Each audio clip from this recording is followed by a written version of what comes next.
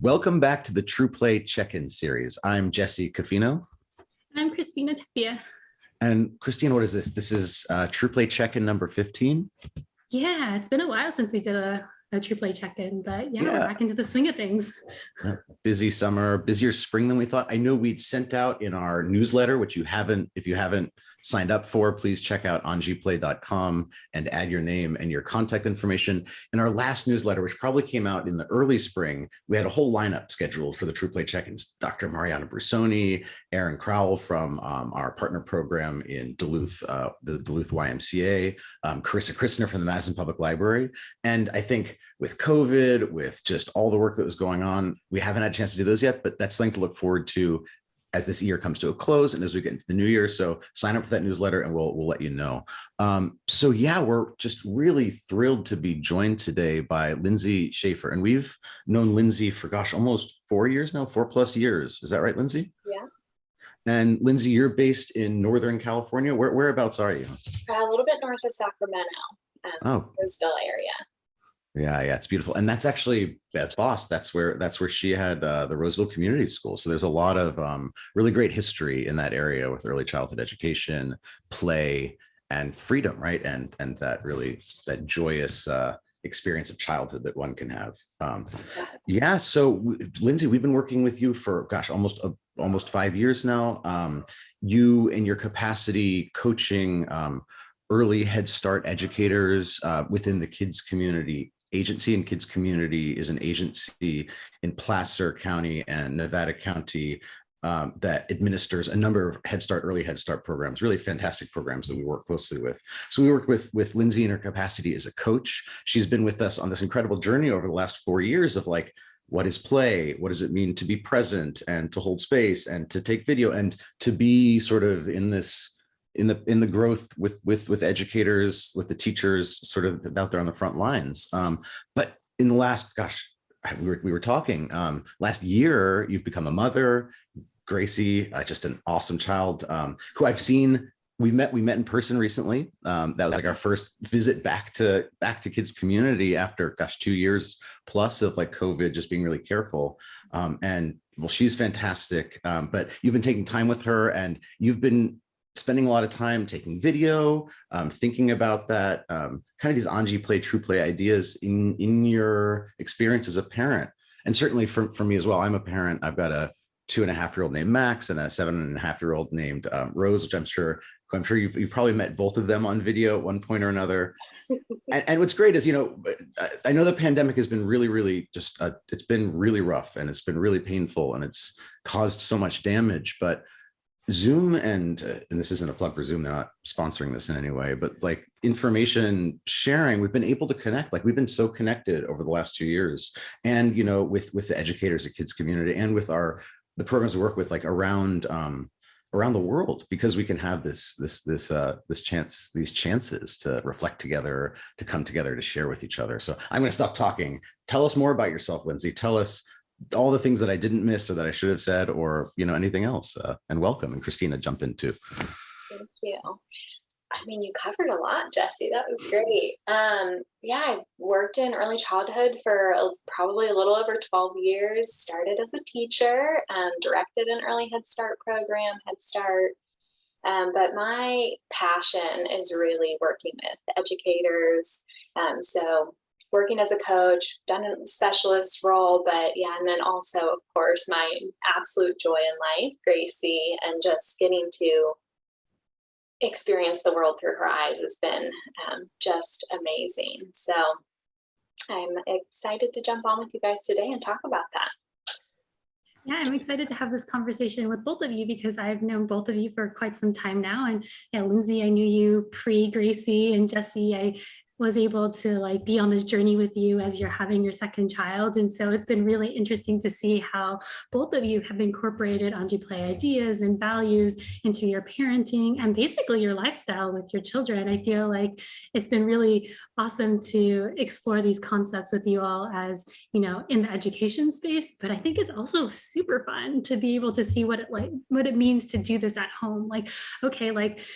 what does it mean to do this at mealtime? Or what does it mean to do it just like in your daily routine? Like, how do you find time for it? When does it happen? And it's just, yeah, it's, you guys have so much to offer. I'm really excited to dig into this with you too. In this True Play check-in.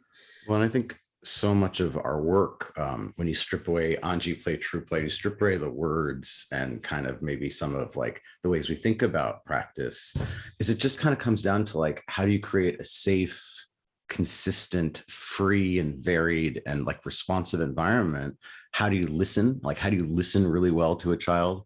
And then it's just like, well, if you can create that, if you can respond to their needs, right? If you're listening, you can understand their needs better. Then you're also seeing their abilities better. So your environment is changing to respond to where your child's abilities are. You're putting yourself in a position to see and hear what the child is capable of. So they're basing a relationship on you being present and hearing and seeing what they can do. And, that's like, that's kind of the basics, right? And so at Kids Community, I know certainly in their early Head Start curriculum, it's the 3 R's, right? It's responsiveness, it's respect, and it's relationships, right? And that's what we're talking about, right? That love. So for parents, like if we're going to talk about love in a educational setting, right, as Christina's saying, with all this work we've done in, how are we looking at standards alignment, how are we looking at, assessment, how are we looking at other professional development needs and fidelity models and, health and safety requirements. We're talking about love in that setting, and that's more constrained, right? But we can also say like, yeah, well, we have boundaries, right? We have our professional boundaries. We also have our personal lives where we have children. And if for educators, we're talking about a degree of self-awareness, where am I, where's my child, right? That, we can think about that as parents too. And it can really, it's eye-opening, because I think that the kind of the really shorthand that we use for like the experience of the educator and the child, whether it's an Anji Play program or a True Play program, just a really great program, or just a really great experience for a child and adult together, is like, oh, the child is discovering the world and you're discovering the child discovering the world. So you're discovering the child's abilities. And as you discover the child's abilities, and as you gain an understanding of the child, you're discovering your own abilities. And then other people are discovering what the child is capable of, because you have the discovery and the capacity to share that. So there's this experience of kind of like discovery that's part of it. And a big part of the practice, right, is taking video and being present and having that responsiveness, right? But where is the limit between responsiveness and kind of like stepping in your own voice, your own needs, whether it's emotional needs or intellectual needs or just whatever, kind of taking over. And so I know like that can be so much more difficult as a parent too, right? Because at school, it's like they're other people's children and it's a whole different context. But when it's your own kids, I feel like so many more of your emotions probably get played into it. And then there's boundaries become a little bit more fuzzy, as it should, because they're your child, right? Yeah.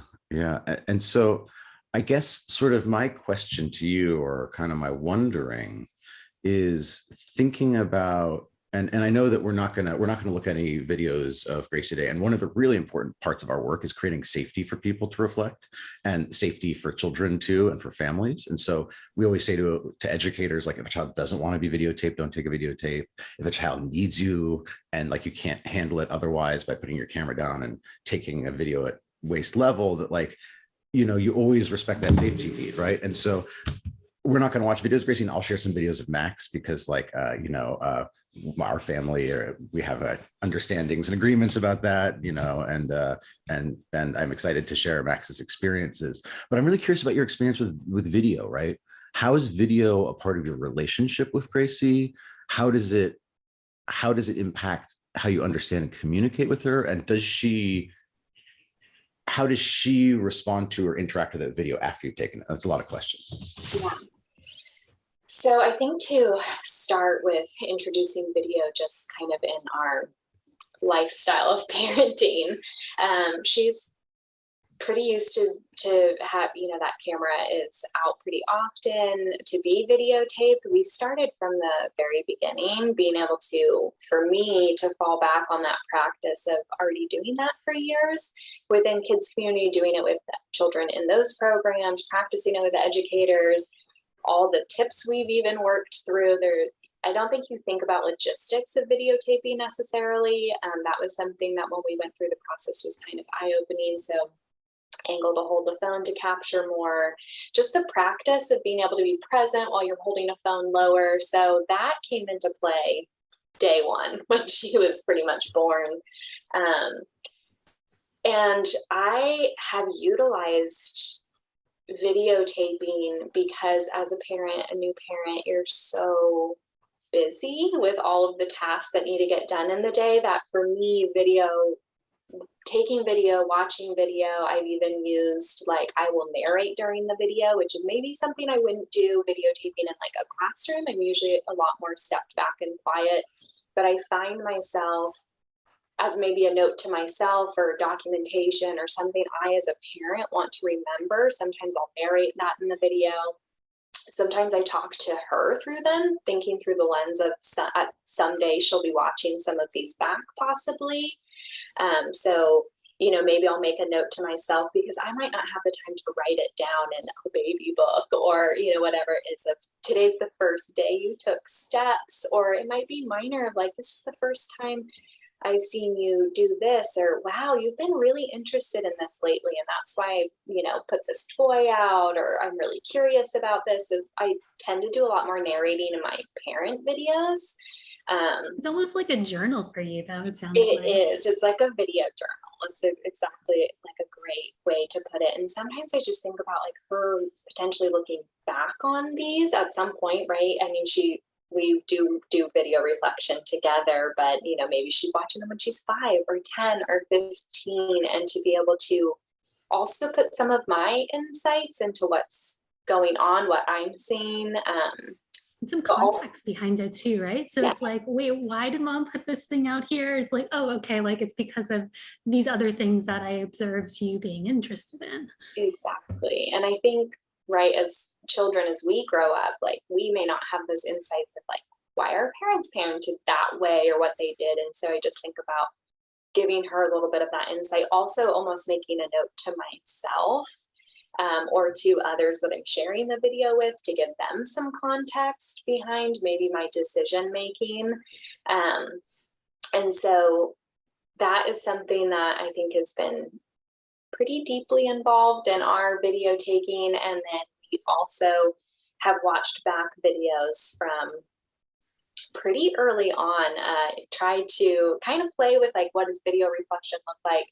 As for infants is a question I think we've had in the early Head Start program for a while. And then being able to see like, well, what does maybe reflection look like as a parent? I thought back to a parent we had in the program with twin boys who incorporated into their bedtime routine every night that they would look at videos and look at the photos that were uploaded by the teachers. And so I thought that might be a really nice way to kind of recap the day, for me to even glance through like the photos of the day, like what did we do that day? Just a reminder, a little bit more intentional reflection for myself and her, as those reminders of like, what can we do tomorrow? Or, what patterns am I seeing, or, growth, or what do I want to think about? And also to incorporate her into that. So we played around with kind of doing it a bedtime routine pretty early on, maybe like 3 months old.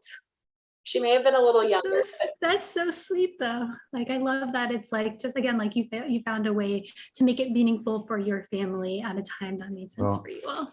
I think also there's this aspect of sort of honesty, which is that if you're bringing this device and you're absorbed in it, then sharing back what it is that you've created, it's an awareness of sort of what's happening there. I mean, I think you also bring up a really interesting point, because oftentimes, and I guess maybe I'm gonna, for those of you who are joining kind of the True Play or Anji Play kind of world for the first time, a lot of the work we do with educators, and also that we're obviously doing as parents as well, is giving children time and space to like explore and play without guiding them, without interrupting them, without trying to solve problems, like allowing for frustration, allowing for there to be conflict sometimes with other children if there's peer-to-peer engagement, and then taking like long videos of it.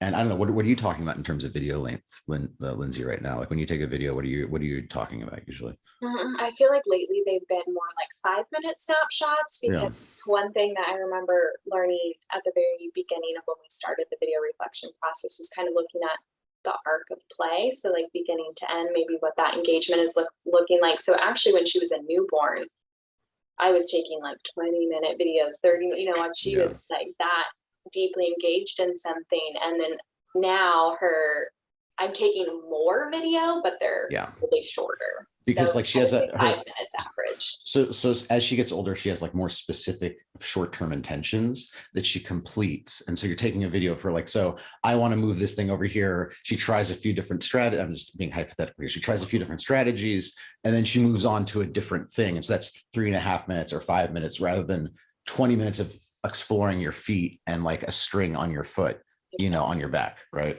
Exactly. And so, all right, so we're talking like 3, because like 3.5 is kind of a sweet spot for me. 5 minutes. When it's like larger groups of children, it can be 20 or 30 minutes. You can have lots of smaller intentions that like kind of go like, oh, we need to build a door and that's finished. Now we need to build a wall and that's finished. And like the larger intention is the construction of something together, where there's all these intent that you could do a 3.5 minute on, or even a minute long video on. But as play too, it varies by play. So depending on what the play is, sometimes consistent and then just doing something with books, it's going to be longer. Exactly. And then I think that, and again, so like that's sort of like the it's a basic practice in our work, right? Is time and space for play, following the child's lead, taking video. And there's kind of different ways of approaching reflection. So there's children looking at images and videos of their play generally on the same day and then sharing about it, and then adults listening and, you know, asking very, very open-ended questions, right? And that can look a lot of different ways. So I think sometimes formally we think about it as groups of children looking at a screen, but it can be one-on-one with a child, and the teacher could be 2 children together, or in the case with my son, Max, because similarly, I mean, I think now I take some longer videos because he's really plays independently a lot. And like our backyard has a lot of affordances. So he'll get into something for 15, 20 minutes and I've got like a 20-minute long video. And he's also much older. So true, I think probably when he was about 1, it was probably a little bit shorter, except for like bath time or something where he gets really into something and it's like he's in one space. You know, so there's that level of reflection. So sometimes Max, right? He starting when he was about 1, because when he was 3 months old, 4 months old, similar to Gracie, I shared videos. I showed him the videos and he would talk about them. But by the time he was 1.5, he could manipulate the gallery on my phone to choose videos that he wants to see and actually replay them and then talk about them. So now the coolest part about that too is that like Jesse had, like I had an opportunity to visit like Jesse and Max in their home, and because Jesse and Max had been doing this practice for so long, Max was excited to share the videos back with me, and so then he would go into Jesse's phone and choose his favorite videos and tell me about it. Like there was a video with a cat that we had to watch. There's another video with like the water that we had to watch, and he would point out all the things that were really important in that video to him. And so I'm curious, Lindsey, like how that's going to develop with Gracie too, because you're setting her up on that trajectory. And something I was thinking about when you're saying like you're creating these little notes and like revisiting over time, like when she is older, like will she still have those memories because she's used to reflecting? Like what is that reflection going to look like on videos that have happened in the past? I don't know. I'm super curious about that. That's really interesting. I'm excited to hear that, Jesse, like where Max is at that age. I am starting to notice a difference now. She wants to see her videos more quickly after they've been taken, because I do think now she has that clear understanding that this is what's happening. This is what's happening now, kind of developed in maybe the last couple of weeks. And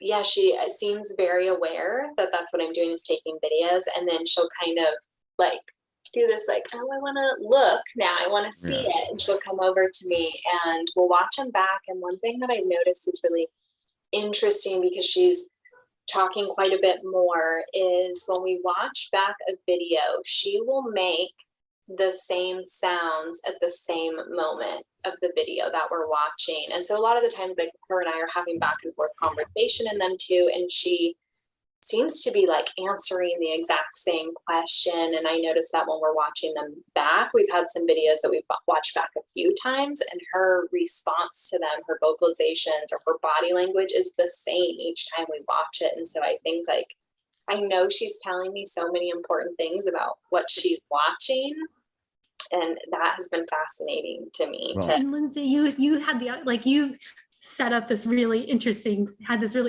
setup where you were like recording yourself reflecting with Gracie, and I had the opportunity to see some of that. And yeah, it's super incredible. Like I think that a lot of times we don't give children enough credit for what they are capable of, or we're not investing the time and giving the time and space to be able to like really have those opportunities to genuinely engage with language, genuinely engage with reflection, because so much is happening in our day to day that like it's very easy to just, oh, like here's the video, let's move on to the next thing, instead of really taking time with them and noticing how they're responding, noticing all those little things that you just talked about that are so cool and powerful. Well, and so there's that aspect of reflection, right, which is children looking at videos, and there's an aspect of reflection which is adults coming together, educators or educators and parents, or administrators and educators, or managers and educators, and then them talking, like reflecting on the video they're taking. I think, Christina, you're pulling up this point too, which is like when we will go back and watch it on our own, we become much more sensitive to like, what does that word mean that I've heard Max use 3 or 4 times, and he's now pointing to it and saying it. I know what it means now. And so now tomorrow I understand what he's talking about when he points to it outside, and I can be more responsive, right, to his needs, have that. And that increases our relationship, because I'm showing him that I'm making an effort to understand, use all the tools at my disposal to understand what something means to him. But what I would give you a little warning, or maybe something to think about, is that I noticed from about the age of like 1.5 to about 2, that because before 1.5, Max like watched videos, but I think around 1.5, 2, he really got that, like when I took out the camera, I was taking a video, and he became more interested in me taking the video and then in watching videos. Because like having, I think it was like at that point, maybe he had like gained, maybe 1.5, he had like gained control so he could watch it a lot more. So when he saw the phone come out, he was like, oh, well, the reward or the stimulus from this novel experience of the phone is more interested in the play I'm involved in. And I'm like, oh no, now he's developed this relationship where I take out the phone, he wants to play with the phone. Yeah. What I switched up, the way I kind of switched it up, is I waited until he was very deeply engaged, like not just like exploring and then getting engaged, but after he'd gotten past the initial, what is my intention, to the I'm deeply engaged in my intention, then I started taking video. And then I would kind of bring it away as, or let him explore it and play with it. But I didn't want, not that I didn't want, but I didn't want him to see the act of watching videos as more fun than doing the thing that he was doing in the video. But something else you said that kind of spoke to me is like, oh, well, like, of course, when Gracie was much younger, like I had 20-minute videos, which, this is something that I've encountered sometimes, is like, and I could share really a video of Max when he's a newborn, like 2 weeks old, 2.5, 3 weeks old, where he is 20 minutes engaged in looking at something and observing and thinking about it. And so we talk about, oh, what is a child's capacity for engagement? It always kind of blows us away, right? When we actually spend time and see their abilities, right? So making these video records, making a record of ability, it challenges our assumptions about what children are capable of. And just, I think, I was thinking, Gracie, oh, she's 16 months old because she's only a year, but because I'm watching these videos where I'm seeing what she can do. Similarly, Max, I'm always like, wow, like they seem so much older than they actually are. Yeah, like, oh, you said I'm going to put the banana in the compost and put it in the compost this morning at breakfast, right? Without me saying anything, and like going and doing it because it's just what we do, right? And we have that time.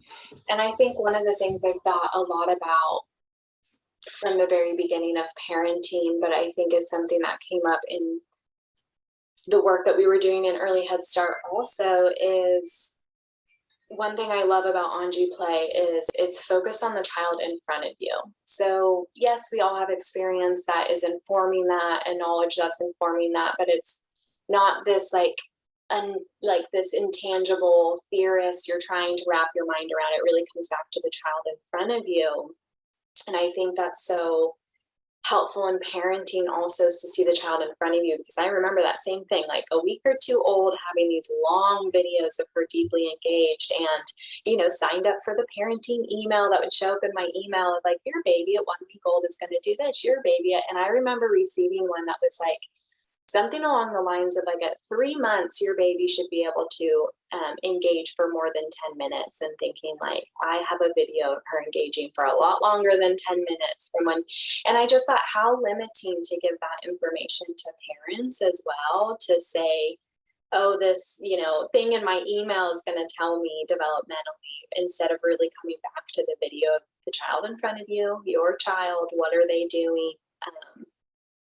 So I think that's really interesting, because I think sometimes in the realm of education, when we're reflecting on, we have a lot of, if you're state funded, you're tying to assessments. And sometimes I think these checklist systems, or, they can be limiting for the child, for the educator, for the parent, if you are following like milestones as a parent. And they can be anxiety producing and not given the tools to actually observe a child. Oftentimes, parents, adults, even practitioners don't see abilities that are clearly there, or feel anxious about not seeing them and try to prompt them. And it's not, you're not having that, giving time and space, having a relationship. It's like your needs around those things, your anxiety around those things are impacting. So it's like not even really that objective. I mean, that's the problem, is that it strives for an objectivity, but I've seen parents fill them out where it's like, no, I know your child can do that. You said it can't. And I think that like something that like was super fascinating to me, Lindsey, is like one video that you shared of Gracie, like after like she was on the diaper table and you were clearly having a back and forth conversation with her at 6 months old. And I feel like most people are like, oh yeah, they can't really communicate. That's probably not what she's saying. That was just probably, an accident or whatnot. But because you had been so closely observing her and you know her so well, you knew that she was trying to communicate with you. And so I wonder if you can share a little bit about that experience, because for me, that was really eye-opening, because again, I know children are so capable, but to see Gracie be able to have that conversation with you and sign was so amazing. Yeah, definitely. So kind of, I guess, on a parenting journey, like these questions that I had, how will this look different as a parent? And one of those was introducing sign language from day one. I took a couple semesters of sign language in college, so I have a little bit, but I follow a family on social media that is a deaf family that's raising their child kind of under a Montessori style, and was talking about her starting sign language at 3 months was when she started signing, obviously being exposed to sign language from the very beginning.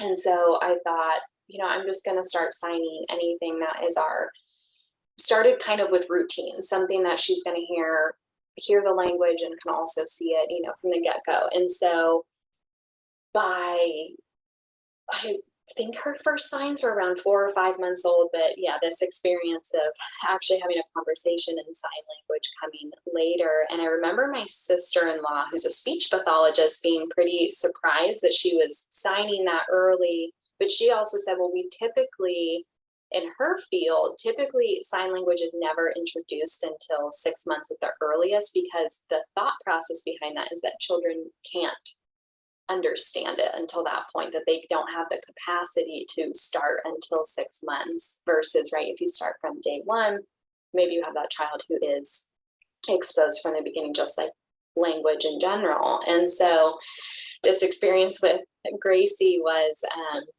we had done something where she had got really messy, needed a change of clothes. So we were doing a diaper change and a change of clothes. And our typical routine at that point was bath time. After a change of clothes on the changing table, then we'd go straight to bath time. And so she was signing to me that was what was next in our routine. And I was trying to explain to her that we were just changing her clothes, that we weren't going to do bath time yet, we weren't at nighttime yet. It was like the middle of the day. And so she was adamant, telling me in sign language, like, bath time, that's what I want to do next. And it was fascinating. And she actually, watching back that video a few other times, it was the first time she had signed something else. And I'm trying to remember. I think it was off, or a diaper or something. Yeah, it was one of those, like, she wanted her diaper off. I think that's what it was. She wanted it off because it was bath time. She was like, why didn't you just put this diaper on me? And so I would not have caught that, like not doing the video, but also just the intentionality and just kind of that eye-opening moment of, wow, my baby, who's, yes, around 6 months, I think it was, is having a debate with me over what we're going to do next in our routine. And I just thought, wow, that's amazing for her to have that much autonomy and to be able to communicate it and to have it responded to and respected. And so I think we were like, okay, routine out the window. That's what we're doing next. That's what she wants to do, is bath time. And so I think a lot about responsiveness in that realm of I think in the parenting world, it's like you're going to have a million opinions of what does sleep look like at night and how are you responding? What method are you doing? And those are very obvious response. If like you have a child who's crying and, you know, how are you responding? That's a very obvious cue, but there's a lot of other things that we can miss if we're not present, right? The glance, the sign, the language, the cue, all of those things. And I think video reflection has given me such a more in-depth look at those tiny things, and also just that reminder of the deep presence too. And yeah, parenting's busy, you know, and so is teaching. And so there are a lot of those things that I think we miss, that when we go back to video reflection gives us a whole different lens. The other thing you had mentioned, Christina, about having kind of that group of educators to share with, I think has been drastically helpful for me as a parent, is having, of course, a lot of my friends and good colleagues are also educators, but getting family perspective, getting friends' perspectives on a video, being able to share that. Obviously, COVID has really impacted for a lot of people how close your support network can even be. So, you know, what in a typical world might be a lot of people in and out of your house supporting has become a lot more distant. And so getting to share videos where not only the people in my life get to know Gracie on a much deeper level, but also to have that support. So there's a ton of times where I send out a video and I get, you know, 5 different perspectives of what's happening. And there's a lot that I've missed that friends and family will catch, right? Because I'm in the thick of it and tired. And I sent one yesterday to a friend that she brought a book over for Gracie. And so I sent a video of her engaged with the book. And she was pointing to different things in the book and making a sound. And when she watched it back, she said, I'm pretty sure she's saying, what's this? And I'm like, I missed that. So I went back and watched it. And sure enough, she's pointing to people in the book. She's been really interested in people. And it sounds like, what's this? What's this? What's this? And so there's a lot that I miss that when I'm sharing videos, other people are seeing, which also reminds me of one I did when she was pretty young and a couple months old, maybe, and we were walking in the stroller and I was videotaping her and talking back and forth. And it was one of my friends that realized, like, she's having a conversation back and forth with you. She's responding to what you're asking. And I was just kind of on autopilot, tired mom narration mode. I'm a couple months into it. And I was able to watch it back and be like, oh my gosh, we are having this conversation. And so that has been so incredibly supportive. I think one of the biggest challenges, but maybe also, I mean, like, kind of the silver lining is the opportunity, is that, like, when you can slow down, right, you can be more aware of what's going on. Like, when you're more aware of yourself and where you are in the moment. And I kind of say this because, like, you know, there are lots of instances where we can get anxious about children interacting with each other or whatever, but even in, like, the calmest of times, the most quiet of times, when you're alone with a toddler, or, you know, even an infant toddler, where there is that moment to kind of just be there and be quiet and slow down, that having that video can really help, because we are aware of what's going on more, and we don't have to, we're not wondering as much, right? So we can feel a little bit like more confident in the moment in some sense, because, like, oh, I know what that means, or I've seen this before, or, oh, this isn't so bad, something like this has happened before.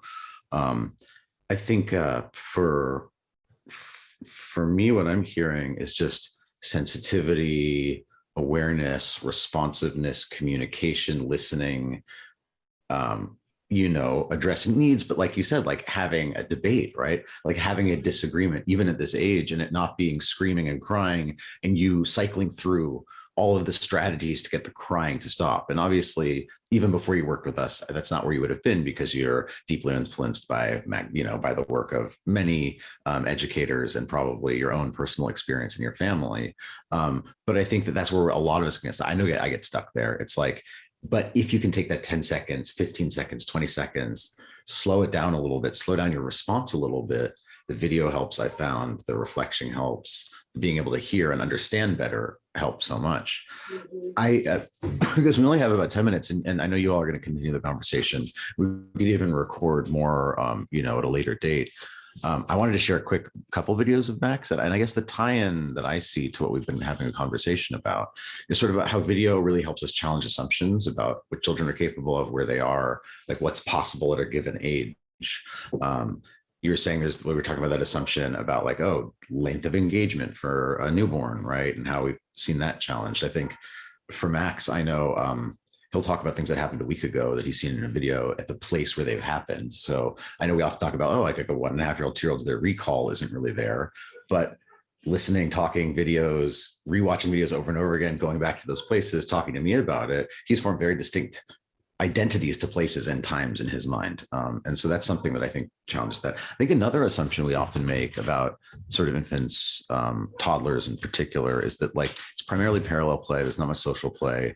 And like that's kind of the way things are. And so we're really lucky that we were able to share care and have 3 children that kind of Max is the full-time and 2 other kids were part-time, shifting through, and they were at the park outside a lot. He actually just started his first week of school this week.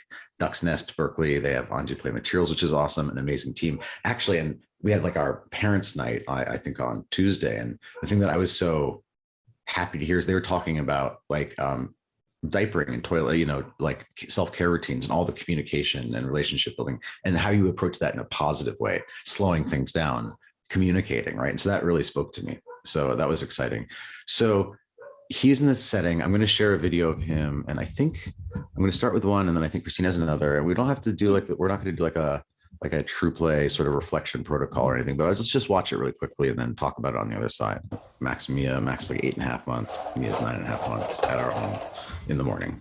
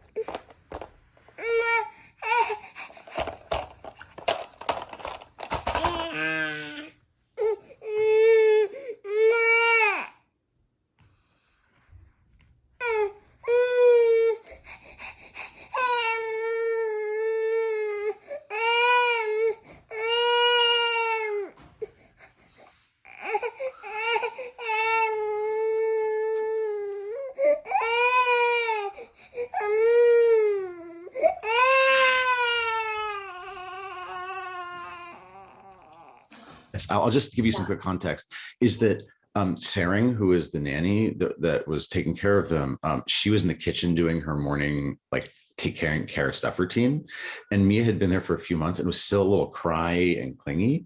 Yeah. And I was there, and like she and I had a good relationship. And so I was making eye contact with her while she was crying. And she wanted Saring, like she didn't want me and she didn't want the truck, she wanted Saring. So like I didn't think that any kind of acknowledgement from me was going to get her to stop crying. And I also wasn't going to like pick her up and bring her to Saring. And I knew Saring was using her judgment about what kind of crying from Mia she needed to respond to.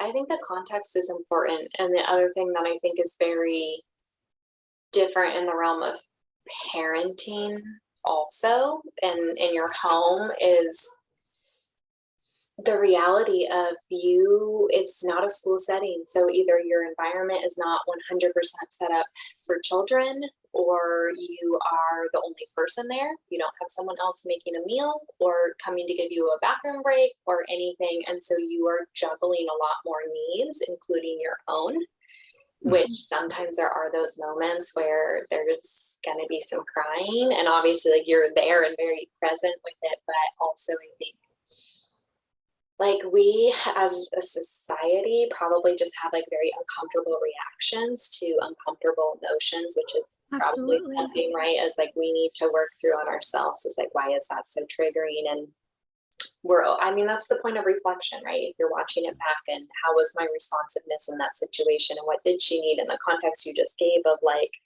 if you stepped in, that's not what she wanted. She wanted acknowledgement from the caregiver whose relationship was split between her and Max. And so like they were in a point where they were kind of jockeying for, you know, that having that one-on-one relationship with her.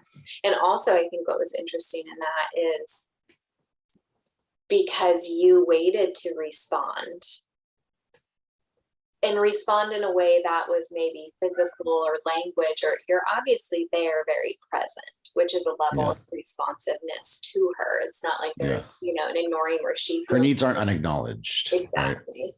You also gave Max the space and time to show maybe his abilities to be able to interact with her in a way that he's probably seen modeled. So a kiss, I mean, he was clearly like looking at her and then like looking at you, and are you maybe going to do something here? Should I do something? It looked like and again, the video was choppy, but it looked like maybe he tried to give her the truck. So like there's clear problem solving where he is trying to meet a need in a way that he is showing where his capabilities are at, or a kiss. And so if you had stepped in immediately, you also wouldn't have that time and space to show for him to show his capabilities.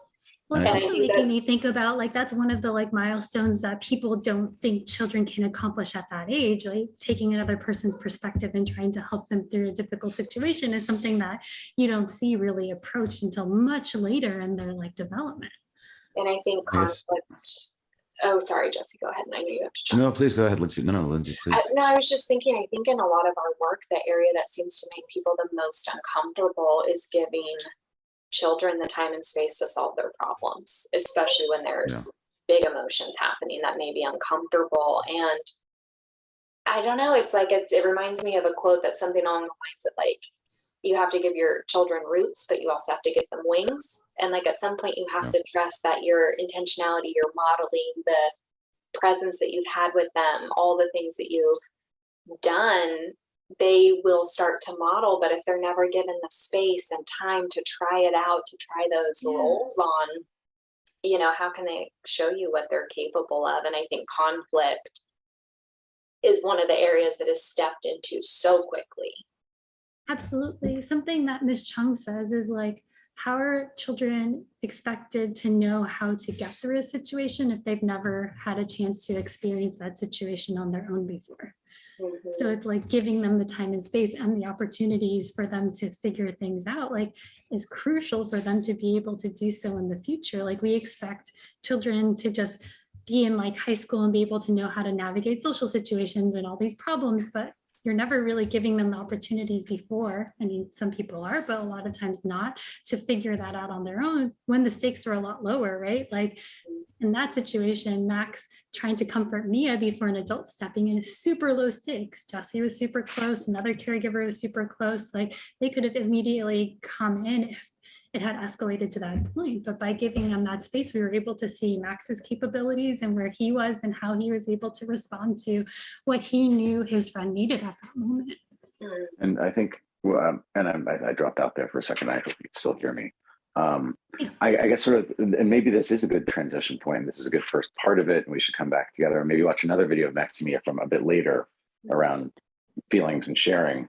is that something you brought up was sort of like, oh, well, Gracie, when, you know, when she's 18, when she's 20, when she's a mother, or if she becomes a mother, or she becomes a grandmother, what is it going to be like to look back on this?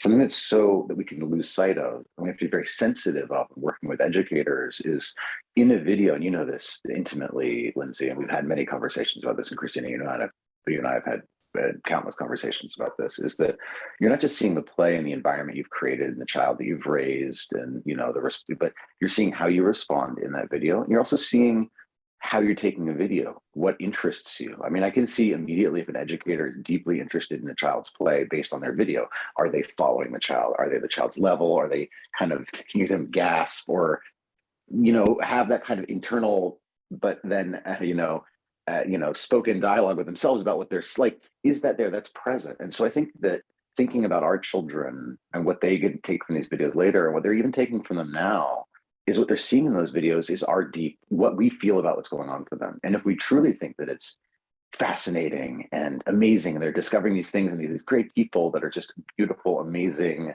just people, right, that we love, that I think that comes through, right? And so I think that that is part of this video too, that I guess it's a good place to end. I want to contextualize is that one person could look at that and say, oh, so cold, so cruel, stepping back, taking the degree of not comforting a crying infant as she struggles to process her emotions and deal with, you know, her separation anxiety from her parents and like her lack of adjustment to an environment that's your home environment where this other boy is taking, you know, whatever. I mean, I'm not saying that's what somebody say, but you can go to those places in your mind. But I think what you know, Lindsey, what you know, Christina, and what I hope to share with other people is that there is a lot that takes place, right? And and what you're describing, giving Max that space and time, is the love that Mia's also seeing. That's part of the reason why I'm not immediately trying to give her a toy or call Saring over or hug her when she's not necessarily asking for it. And so, but we have to be sensitive when we look at other people's videos. But we also have to realize that we're also sharing and creating a record too of who we are and what we're doing, a certain aspect of that in the moment. And I think our children will appreciate that when they see it. I think so too. And yeah, I mean, I think you're incredibly present with Mia in that, but by not rushing to redirect and to distract and all of those things, you're also communicating to her that you can sit with her in those emotions. And you can be comfortable with her in it. I mean, I don't know if you were uncomfortable. And also it's okay to have those emotions too, right? It's okay to feel sad or frustrated or whatever. And to have those emotions, use them to communicate and not get the exact response that you want or are predicting, as long as there's love still there, as long as you're not being ignored. And so like I was making eye contact, but I wasn't trying to and you did say, I know, like this is a hard situation for you. You acknowledge that it might not be super easy for her either. Yeah. All right, guys, I have to run. Thank you so much, Lindsey. You guys can, I mean, as I was saying before, just do what we all want to do, and we'll talk soon. Bye, thank you, Lindsey. Bye, Jesse. Thanks again so much.